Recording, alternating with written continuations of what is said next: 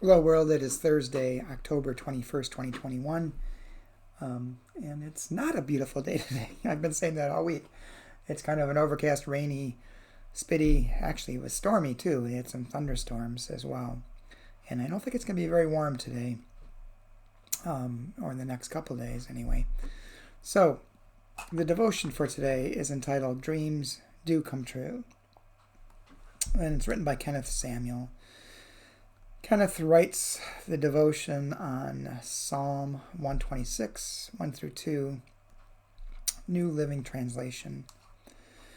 When the Lord brought back his exiles to Jerusalem, it was like a dream. We were filled with laughter and we sang for joy. And Kenneth writes,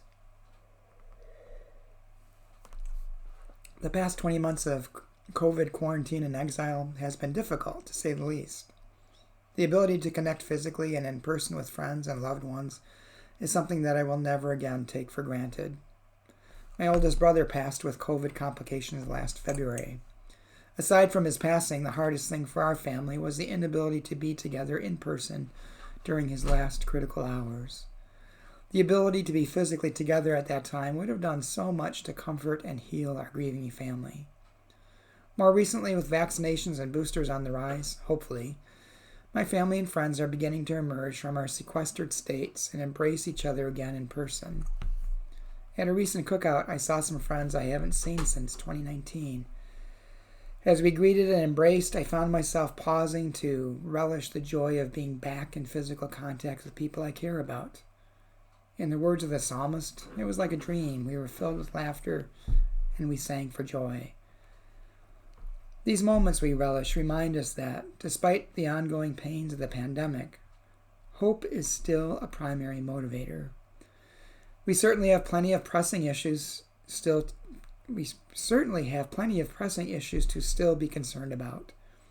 But the simple joy of being present and in person with the people we love is like a dream that has come true for many. And the prayer. Lord, for the pleasure of physical touch, for the comfort of close-up compassion, for the power of in-person presence, we give you praise. Help us to savor every moment of these dreams come true. Amen.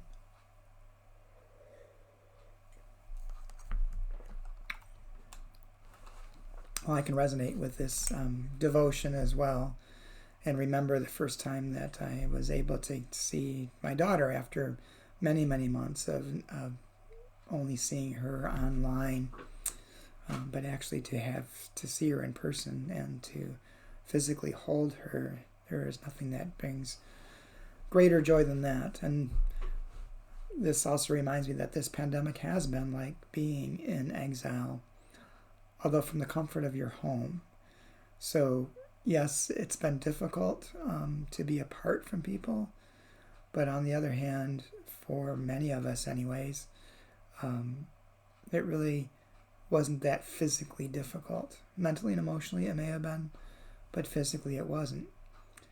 And that also makes me think about all the people for whom physically this was and continues to be a difficult situation to be in.